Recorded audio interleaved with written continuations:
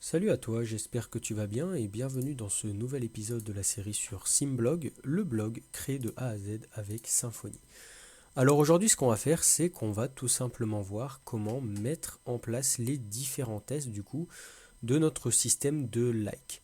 Concrètement ici, hop, si je retourne sur notre application, on peut voir qu'on avait un système de like qui était implémenté lorsque l'on était connecté. Donc on va voir simplement comment tester ça. Alors pour ceux qui débarquent à cette vidéo et qui n'ont pas vu la dernière, on va utiliser du coup Panther qui est tout simplement un package créé par Symfony pour pouvoir nous aider à tester avec la méthode E2E, donc end-to-end, la partie like, étant donné que la partie like utilise du JavaScript. Donc on va avoir besoin de Panther pour le tester car les tests fonctionnels ne sont pas prévus pour tester les fonctionnalités qui contiennent du JavaScript. Donc concrètement ici, qu'est-ce qu'on va faire? On va tout simplement s'amuser du coup à créer les différents tests. Donc nous ce qu'on va faire, c'est qu'on va créer du coup ici par exemple un fichier qui va s'appeler liketest.php. On va ouvrir nos balises PHP, lui dire que le namespace c'est app test E2E.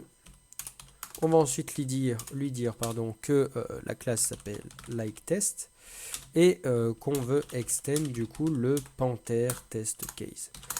Une fois qu'on a fait ça, concrètement, hop, on va tout simplement pouvoir créer une fonction qui s'appelle ici test like post works. Et on va simplement lui dire qu'on retourne du void car on ne retourne rien. Donc déjà la première chose qu'on va vouloir faire c'est créer un client, donc ça on l'a vu dans la dernière vidéo, pour ça on va utiliser du coup la méthode statique create Panther client, on va lui passer les mêmes options que la dernière fois, à savoir le browser qui tout simplement va être Panther test case Chrome. Une fois qu'on a fait ça, concrètement, ce qu'on va vouloir faire, c'est tout simplement déclarer un crawler qui va du coup être le résultat de la request. Et la request, on va simplement du coup lui dire d'aller sur connexion. Hop. Alors, je ne sais plus si je suis obligé de me connecter normalement ou si je peux me connecter. Il n'y a pas de méthode login, alors que dans functional, il y a une méthode login, il me semble. Sécurité, login test, on va peut-être pas prendre celui-là. Post test. Login user, login test. Donc c'est le client. Alors on n'aura pas ça peut-être du côté de Panther. Pas grave. On va aller se connecter à la main. S'il y a une meilleure façon de faire, n'hésite pas surtout à me corriger dans les commentaires. Donc là, ce qu'on va faire, c'est qu'on va vouloir aller chercher le formulaire de la page de connexion. Donc on y est justement. Pour ça, on va utiliser le crawler et on va lui dire justement de filtrer.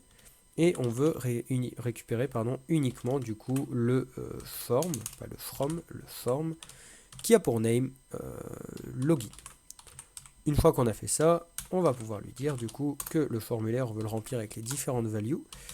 Donc on a ici username, hop, qui va prendre mon adresse email, donc emilien@simlog.fr, et on va simplement du coup lui préciser le password et ça sera password.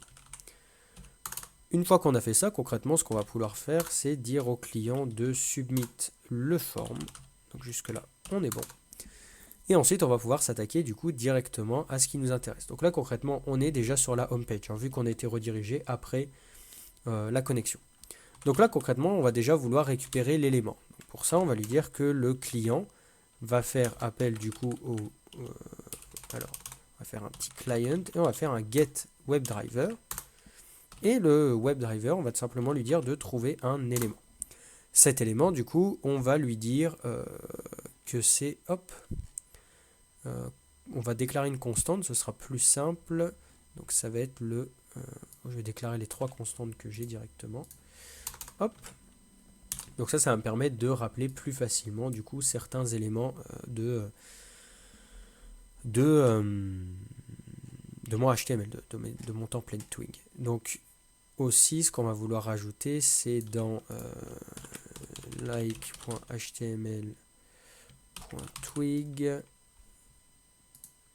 Alors on va chercher directement, ça va être on peut chercher avec la classe que j'ai devant les yeux.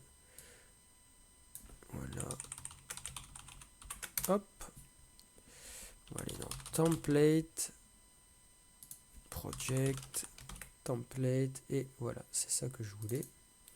Donc là, on est dans Like, et on va simplement, après Data Like, tout simplement lui dire Data NB, Post, Likes, et on va récupérer du coup là le nombre de likes. Ça va nous aider pour nos tests. Une fois qu'on a fait ça, concrètement, ce qu'on va vouloir lui dire, c'est tout simplement du coup de trouver l'élément, donc là où on s'était laissé.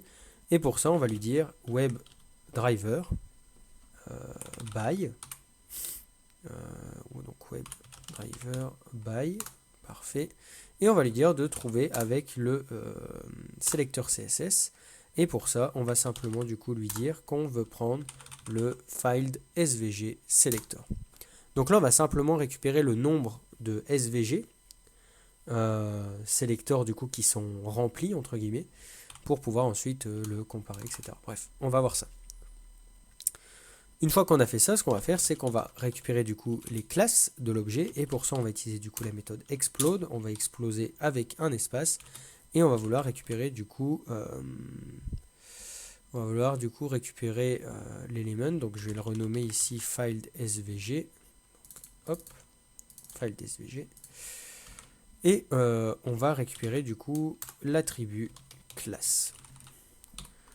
Une fois qu'on a fait ça, ce qu'on va pouvoir faire, c'est mettre une petite condition en disant que si dans l'arrêt il y a hidden,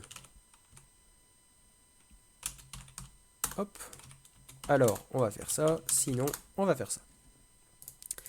Si dans l'arrêt des classes il y a hidden, ce qu'on va faire, c'est tout simplement dire this assert selector is not visible, et on va tout simplement lui dire self, et on va lui dire file SVG, on va y arriver, file SVG selector, et on va lui dire this assert selector is visible, et là on va lui dire self, et on va passer unfill. Donc là, dans un premier temps, en fait, ça va me permettre du coup de regarder que tout fonctionne déjà correctement. C'est le but ici de la manipulation. Donc ça, on va pouvoir le copier-coller. Ça va du coup être juste l'inverse. C'est que du coup, le not visible, ça va être le unfiled, et que le visible, ça va être le file. Une fois qu'on a fait ça, concrètement, on va pouvoir simuler un clic du coup sur l'élément. Alors,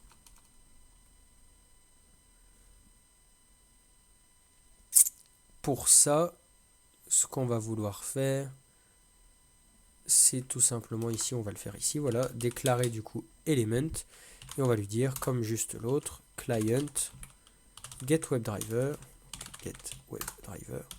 et on va simplement lui dire de trouver un élément. Cet élément, on va le trouver à l'aide de WebDriver by CSS Selector, et le CSS Selector, ça va tout simplement être self, et on va lui dire de trouver l'élément global. Une fois qu'on a l'élément global, une fois qu'on a l'élément global, ce qu'on va pouvoir faire du coup, c'est tout simplement cliquer dessus. Une fois qu'on a cliqué dessus, concrètement, on va attendre que le JavaScript processe, du coup, qui remplace nos bons SVG, etc. Donc pour ça, on va faire un if, toujours, in array, et ensuite, on va lui dire hidden classes, donc comme tout à l'heure, hop, et on va mettre ici else.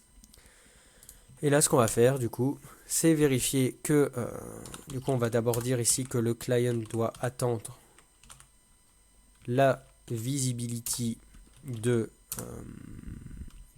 SVG field.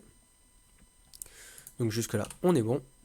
Et on va également vérifier qu'ils sont visibles. Donc, on va prendre ça. Hop, parfait. Et sinon, on va faire ça dans l'autre sens, comme tout à l'heure. Donc là, on va regarder si c'est le unfiled. Là, ça va être le unfiled. Et là, ça va être le file. Donc concrètement, si je réexplique, si ça a été pas très clair, je m'en excuse, j'étais dans mon truc là. On crée le client Panther. On va aller sur l'adresse de connexion, remplir le formulaire de connexion, le soumettre. Pas besoin du coup d'avoir quoi que ce soit, vu qu'on est directement redirigé vers la page d'accueil.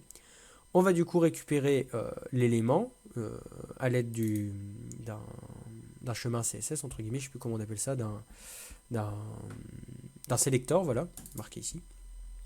Donc là, simplement, ce que ça va faire ici, comme on fait un CSS selector d'un seul élément, il va nous récupérer du coup le premier de la liste. Une fois qu'on a récupéré le premier de la liste, on va simplement du coup regarder ici, on va prendre le file SVG. Ensuite, on va lui prendre ses classes, on va les exploser. Et ensuite, on va simplement dire, voilà, si il n'était pas liké ou s'il était liké, on va regarder du coup différentes choses. On va ensuite cliquer dessus. Vu qu'on est connecté, on va pouvoir cliquer dessus. Donc ça va activer normalement tout ce qui est possible en termes de like. Donc s'il n'est pas liké, on va le liker. S'il est liké, on ne va pas le liker. On va le déliker plutôt. Et ensuite, on vérifie que l'inverse s'est bien produit. Concrètement, c'est comme ça que ça fonctionne. C'est comme ça que j'ai imaginé le truc pour le coup. Donc voilà. Alors, concrètement,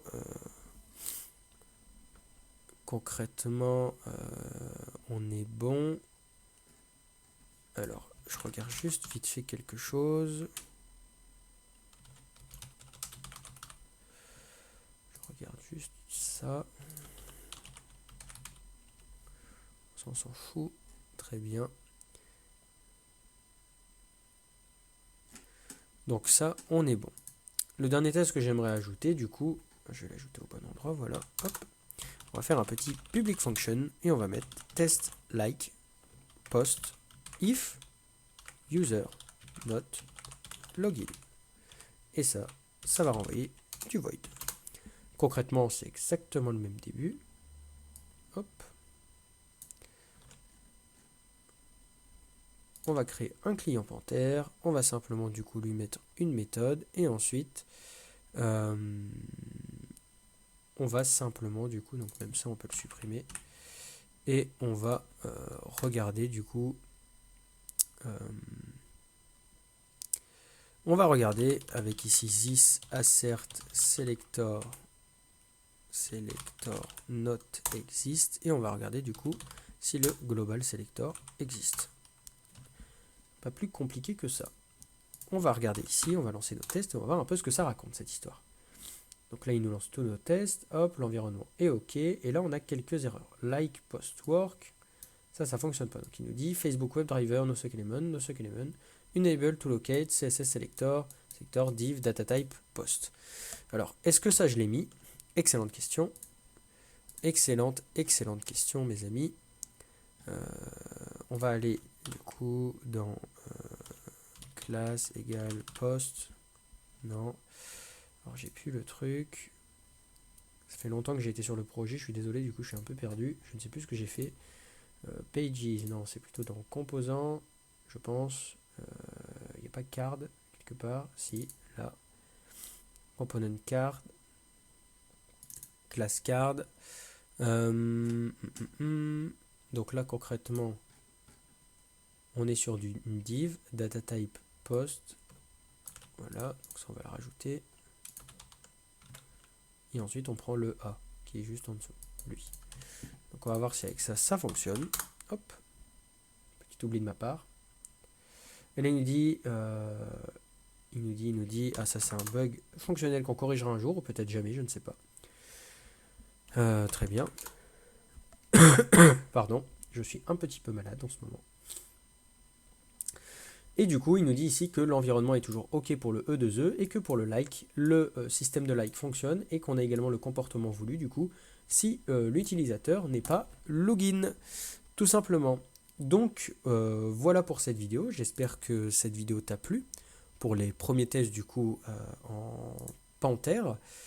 Si cette vidéo t'a plu du coup, n'hésite pas à liker, n'hésite pas à partager. N'hésite pas également à me laisser un commentaire s'il y a quelque chose que tu aurais fait différemment, si j'ai complètement fait n'importe quoi, hein, c'est possible. N'hésite surtout pas à me corriger dans les commentaires si tu as quelque chose à redire de ce que j'ai fait. Je suis extrêmement preneur, tant que c'est de la critique constructive bien sûr. Et puis ça peut aider tout le monde, hein, je n'ai pas la science infuse comme je le dis à chaque fois.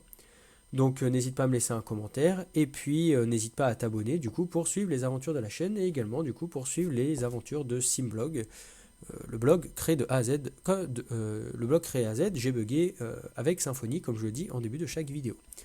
Donc voilà, j'espère que cette vidéo t'a plu et puis moi je te dis à la prochaine et on va s'attaquer du coup dans la prochaine vidéo à la partie commentaires de notre application. Je te dis à la prochaine dans la prochaine vidéo. Salut!